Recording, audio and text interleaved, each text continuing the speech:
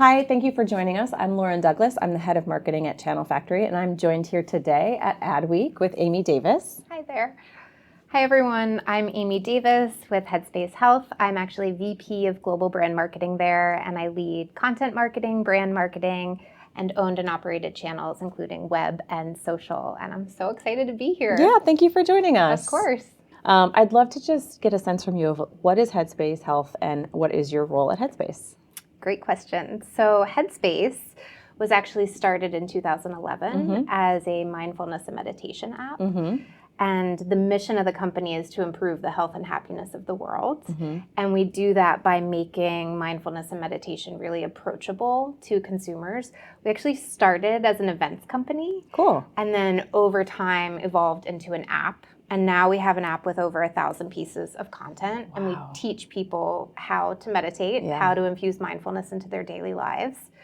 And then actually a little over a year ago, we merged with Ginger, which is a digital healthcare company that provides coaching, therapy, psychiatry, and medication management. Oh, wow. So we now offer the full spectrum of mental health care. Very cool. That's an important step in really a larger mission to destigmatize mental health care and to give everybody the tools and the resources they need to take care of their mental health. Absolutely. And that is what created Headspace Health as an organization. Okay. We are that new joint entity. And then within Headspace Health, we have Headspace, which is more of a consumer offering.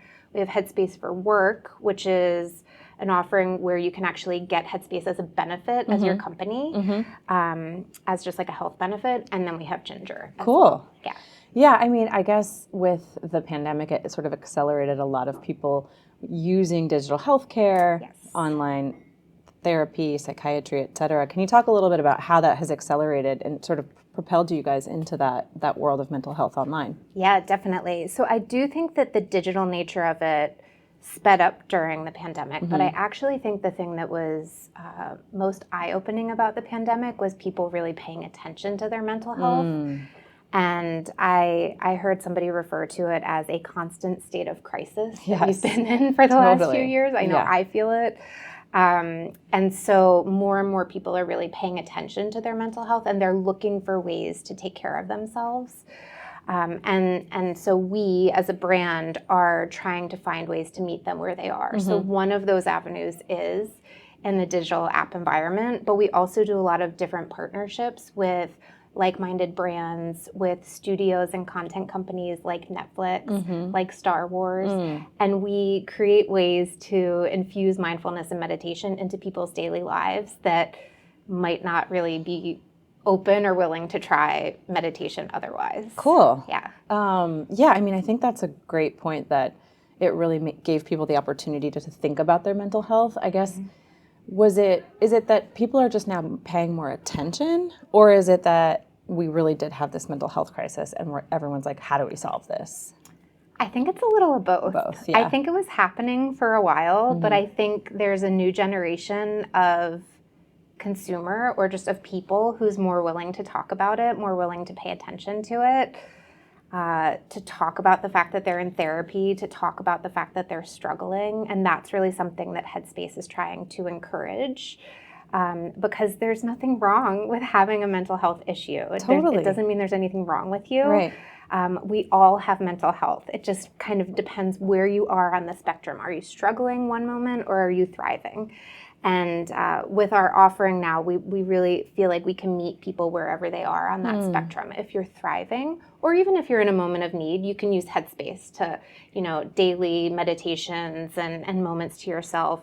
If you're really struggling, that's when you can go into the Ginger side of things and get that one-on-one personal coaching that you need. Yeah. It's funny. I was just talking actually to Brad, our producer, yesterday, and a girl on my team, and we were talking about how a lot of the conferences that we've been to of late, like people are asking, like, how do you make sure that your mental health is in check? And how do you make sure that you're exercising your mental health just as much as you would like with your physical health? And I think it's becoming so much more of the norm in the conversation today. Yeah, it is, but it's actually really interesting. So one of the things that I've started in my time at Headspace is developing a custom brand tracker. We actually wanted to increase the level of data that we had from consumers on what their mindset is, what they think about our brand. And through this custom study that we did with Egg Strategy, which is a wonderful consumer insights company, by the way, we found out that people are still prioritizing physical health over mental health. When you look at what they're spending their time in a day doing, they make time for their physical health. Sure. They're still not making as much time for their mental health. Right, like you're going to the gym for 30 minutes, but you may not be sitting down and to take the time to meditate. Exactly. And so that's where we're trying to find ways for them to fit us in. Even 5 minutes a day can make such a difference. Totally. And also to not feel like there's a right way of doing it. So something we've heard from consumers is that we actually take something like mindfulness and meditation that previously felt a bit woo-woo, it felt intimidating, and we make it approachable, and we give it to you in bite-sized courses or just bite-sized moments. And within our app, you can watch a video, you can listen to a meditation, you can listen to a lesson from one of our teachers, or you can just listen to some focus music. So there's different ways where we help consumers to really kind of find mindfulness that works for them. I love the walking meditations and the cooking meditation because it's like you think you're doing something with your hands, like cooking, and you're sort of able to like really tune in to, like they say in the meditation, the color of the food, the smell of the food. Like I don't know, it's really special to be able to find those moments in your day that you can dedicate to mental health. Exactly. One of the things I wanted to ask you about is like, there's probably the most interesting data nuggets that you have from some of the research that you've done on consumers. Like, is there anything you can share with us? Like, I was even thinking, like, is there a split between males and females in terms of what they're more comfortable with, or who's using certain services, or you know, any kind of interesting nuggets you could share would be great.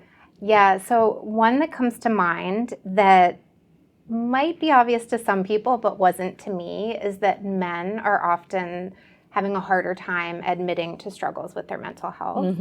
But there's a large population of men that are coming into our platform. Oh, wow. And I think that that's kind of interesting because it shows that this is a safe space. This is a space you can come on your own to take care of your mental health without having to really be talking about it, and really creating that environment. While we continue trying to destigmatize conversations around mental health, we're creating that safe space for people. Wow, very cool. Yeah. With everybody sort of thinking about how we work and and the division of labor between when we're at home versus when we're working versus when we're actually like tuning out and taking time away and stepping away, like how have you seen that people are starting to manage this balance? Yeah, that's a great question. So I will say I personally struggle with that, with the work from home movement. Yes. Because I'm now a mom of 2 toddlers. I work in my garage in an office, and then I'm trying to kind of change roles very quickly, whereas you used to have a commute where you did that. I do think that brands and products like Headspace can be a way to help with that, to give yourself a moment and kind of recenter before you move into whatever role you need to do next. But I have noticed that companies as a whole are really trying to take care of their employees' mental health. And I think that is actually a huge opportunity for that mission of destigmatizing mental health, because everybody works, or almost everybody works. And so if your organization is really saying your mental health matters and here are some resources that we have to help you, then I think people will pay attention. Yeah, absolutely. That's a credible source telling you to take care of your mental health. And so with the work that we do with companies, with Headspace for Work, with Ginger, and the programming that we provide as well, it's not just about handing over this app. There's programming that goes along with it that teaches the employees how to take care of their mental health, how to build healthy teams. So really just the different places that mental health shows up, not just your personal life, but also in the office. And Headspace Health can be there to really help you do that. That's great. Yeah, I mean, I think that's a huge benefit for employees. And like you're right, when your work tells you, hey, this is okay, take care of yourself, you're like, oh, I can do that. Yeah. You know, we've heard tons about burnout. We've heard tons about people quiet quitting. Yes. You know, I think a lot of that is wrapped up in this, like, where do we go from here? We had this, you know, way that we did things for 50 years. Then we had this sort of 2-year hiatus where everything changed. And now we're trying to figure out, like, how do we put everything back together in a way that works for people? Yeah, and it's really interesting, even in the last 6 months, how the tone has changed. So about 6 months ago, we were doing a lot of work and thinking and research on the Great Resignation. Even if you just think about LinkedIn and what was happening on LinkedIn back then. People were quitting, people were exploring new opportunities, they were trying to get back to what matters. And then in the last couple months, there's been definitely a shift with the economy and the potential economic downturn. I'm unfortunately seeing a lot of layoffs on LinkedIn these days. And so I think there's a different level of stress and a different way that we can be there to help people with their mental health and kind of getting through some of the tough times. Absolutely. Okay, so World Mental Health was last week. And I know that you guys are doing an initiative with Pinterest because there's been a lot of burnout of creators that you're seeing as well. So can you talk a little bit about that? Yes, definitely. So it's really interesting in today's environment. Everybody's online. Everybody is scrolling constantly. And I think a lot of that pressure goes to creators. They always have to be on. They always have to be finding ways to keep themselves inspired, to refill their cup and get back on whatever platform they're working on. So we were really excited about this partnership with Pinterest to create a platform and resources specifically built for creators. We gave them access to Headspace, but we also created custom programming for creators to really speak to their particular needs. And I think that's something that's been really interesting for us as a brand in the last couple years, is creating specific programs by audiences. So hearing from audiences, I have a need, can you help me? And then building custom content for them. Another great example is the Women's Health Initiative that we built back in June. And this was actually created for people who identify as female, who are facing a whole host of issues and concerns from physical health to mental health, especially with Roe versus Wade and all of that horrible activity. And so we created a platform, we created a ton of different meditations and also video content for women. Another example was during Pride Month. We partnered with the Gay Times and we actually built some content around coming out. And so a 5-minute video within our app about what it meant to come out to various individuals. So really, again, finding audiences that have specific need sets and creating content for them. And I think that, again, is a way that Headspace can meet people where they are and really help them most. Absolutely. It's so, I think, helpful for somebody when they're going through that hard time. I actually remember using many times the SOS Headspace sort of meditation where you're just going through a crisis and you're like, holy shit, I need somebody to, just for a second. So I think it's so nice that there's custom content created for the audiences that they can actually, go to Headspace and say, oh, I actually am really struggling with this specific issue. And there's probably millions of other people also struggling with it. So that's really cool. And we actually have data that shows that people come to us most often in moments of need, at least the first couple times that they come into our app. And that was actually the insight that we built our most recent brand campaign off of. So it's called Everyday Headspace. And there are 4 specific scenarios that are just universal moments of need. So it's a woman who's getting pinged too many times from her boss.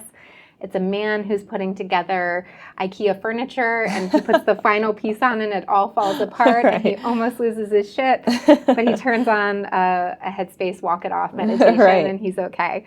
So we really tried to find these universal moments of need where people just feel frustration and stress and anxiety and show how our product can step in that moment and help you. Very cool. And we're hoping that really entices people to give us a try. People who might otherwise think, oh, I have to sit down, I have to be cross-legged, I have to have 30 minutes to sit there like this. Like that's not the reality of mindfulness and meditation with Headspace. Yeah, I think it's so nice that it's approachable for people and becoming ubiquitous, that many people can join in and do it however they need to. So that's great.